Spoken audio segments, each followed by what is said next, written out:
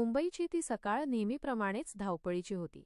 धूळ, हॉर्नचा कर्कश आवाज आणि लोकल ट्रेनमधून उसळणारी गर्दी. याच गर्दीचा एक भाग होता अनिकेत. वयाची 25 गाठलेला, एका कंत्राटी कंपनीत शिपाई म्हणून काम करणारा. त्याचे जग अंधेरीतील एका जुन्या चाळीतील 10x10च्या खोलीत सामावले होते. त्याच्या आयुष्यात उत्साह कमी आणि कर्तव्य जास्त होते. त्याचे एकमेव ध्येय म्हणजे आईला, सुमित्राला सुखाचे 2 क्षण देणे.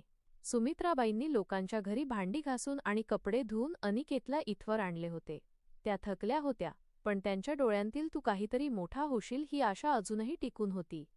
एक दिवस कामावरून परतताना स्टेशनबाहेरील पुलाखाली अनिकेतला एक वृद्ध गृहस्थ दिसले. ते अतिशय थकलेले, अस्ताव्यस्त आणि काहीशा विमनस्क अवस्थेत होते. त्यांची पांढरी शुभ्र दाढी आणि जुनाट पण चांगल्या दर्जाचा कुर्ता पायजमा त्यांच्या भूतकाळातील समृद्धीची साक्ष देत होता. त्यांच्या हातात फक्त एक जाडजूड जुन्या ब्लूप्रिंट्सची फाईल होती. "बाबा, तुम्ही कोण? इथे असे का बसला आहात?" अनिकेतने विचारले. ते वृद्ध गृहस्थ, ज्यांचे नाव दादासाहेब होते, त्यांनी मंद आवाजात उत्तर दिले, मी या शहरात खूप काही बांधले आहे पोरा, पण आता माझ्यासाठी यात जागा नाही." त्यांनी अत्यंत वेदनादायकपणे सांगितले की ते शहरातील एका मोठ्या वास्तुविशारद आर्किटेक्ट फर्मचे मालक होते, पण मुलांनी त्यांना संपत्तीसाठी घरातून बाहेर काढले होते. अनिकेतला त्यांचे दुःख सहन झाले नाही. त्याने क्षणाचाही विचार न करता त्यांना आपल्या घरी घेऊन जाण्याचा निर्णय घेतला.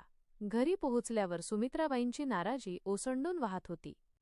"अनिकेत, आपण स्वतः कसे जगतोय हे तुला माहीत आहे ना?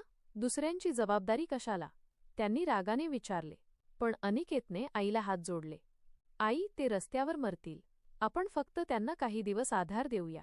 ते भुकेले आहेत." अनिकेतच्या डोळ्यांतील आर्जवाने सुमित्राबाईंचा कठोरपणा वितळला. त्यांनी शांतपणे दादासाहेबांसाठी भाकर आणि गरम भाजी बनवली. दादासाहेब हळूहळू सावरू लागले. त्यांना बोलण्याची सवय होती. ते रोज नवनवीन इमारतींच्या आणि त्यांच्या निर्मितीच्या कथा सांगायचे. त्यांची ती छोटीशी खोली एखाद्या डिझाईन स्टुडिओसारखी भासू लागली. एके दिवशी दादासाहेबांनी आपली जुनी ब्लूप्रिंटची फाईल उघडली आणि अनिकेतला एक न पाहिलेली डिझाईन दाखवली. ती त्यांच्या आयुष्याची सर्वात मोठी अपूर्ण कल्पना होती.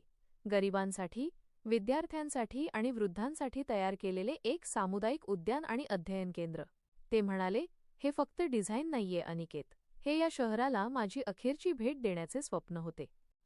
दुसऱ्याच आठवड्यात अनिकेतच्या ऑफिसमध्ये मोठी घडामोड झाली.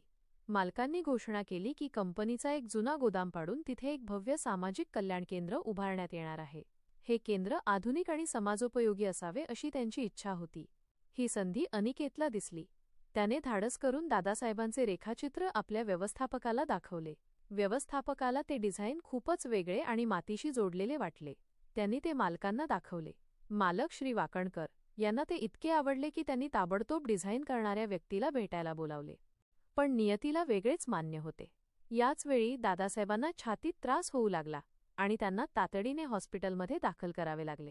अनिकेत एका मोठ्या संकटात सापडला. त्याने मालकांना सत्य सांगितले, "साहेब, हे डिझाईन एका 80 वर्षांच्या वास्तुविशारदांनी बनवले आहे, पण ते आता हॉस्पिटलमध्ये आहेत." मालकांना आश्चर्य वाटले, पण डिझाईनचे महत्त्व त्यांना कळले होते.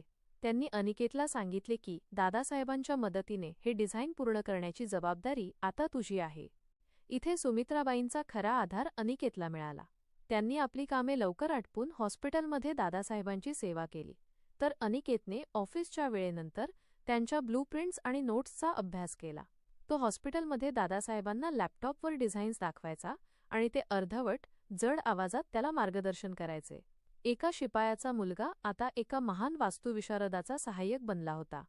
अखेरीस अनिकेतच्या मेहनतीने आणि सुमित्राबाईंच्या काळजीने डिझाईन पूर्ण झाले. श्री वाकणकरांनी आनंदाने दादासाहेबांना मुख्य सल्लागार आणि अनिकेतला प्रकल्प व्यवस्थापन सहाय्यक म्हणून घोषित केले. अनिकेतची नोकरी बदलली, त्याचे आयुष्य बदलले. त्याने आता ऑफिसच्या मीटिंग्समध्ये भाग घेणे, प्रेझेंटेशन्स देणे सुरू केले. एका स्थानिक वृत्तपत्राने या आगळ्यावेगळ्या प्रकल्पावर लेख लिहिला आणि त्यात अनिकेतने नम्रपणे दादासाहेबांच्या बुद्धीचा आणि आईच्या त्यागाचा उल्लेख केला. या प्रसिद्धीमुळे दादासाहेबांच्या मुलाला आपली चूक समजली. त्याने वडिलांची माफी मागण्यासाठी धाव घेतली. दादासाहेबांनी त्याला क्षमा केली, पण अनिकेत आणि सुमित्रा यांना सोडून जाण्यास नकार दिला. "तुम्ही माझे रक्त नसलात तरी तुम्हीच माझ्या स्वप्नांना आणि जीवनाला नवसंजीवनी दिली आहे," ते म्हणाले. 2 वर्षांनी ते सामाजिक कल्याण केंद्र उभे राहिले. दादासाहेबांनी त्याला प्रेमाने आशा केंद्र असे नाव दिले. या केंद्रात गरीब मुलांना अभ्यास करायला जागा मिळाली, वृद्धांना शांतता मिळाली आणि सुमित्राबाईंसारख्या कष्टकरी महिलांना सन्मानाने काम मिळाले.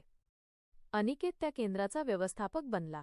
लोकलच्या गर्दीत दबलेला तो तरुण आता आपल्या शहरातील अनेक लोकांचे भविष्य उजळवत होता. त्याने फक्त एका व्यक्तीला आधार दिला, पण त्या आधारातून त्याने आपल्या संपूर्ण जीवनाचा आणि समाजाचा आधारस्तंभ उभा केला. संदेश: शहराच्या गगनचुंबी इमारती आणि फुटपाथ यांच्यात मोठी दरी असली तरी माणुसकी हा एकमेव धागा आहे जो प्रत्येक स्तरावरील लोकांना जोडून ठेवतो. गरिबी ही परिस्थिती असू शकते, पण ती नियती नसते. जेव्हा आपण निस्वार्थपणे दुसऱ्यांच्या स्वप्नांना आणि वेदनांना आधार देतो, तेव्हा आपले जीवन आपोआपच समृद्ध होते. कारण दुसऱ्यासाठी लावलेले रोपटे नेहमीच आपल्याला शांत आणि शीतल छाया देते.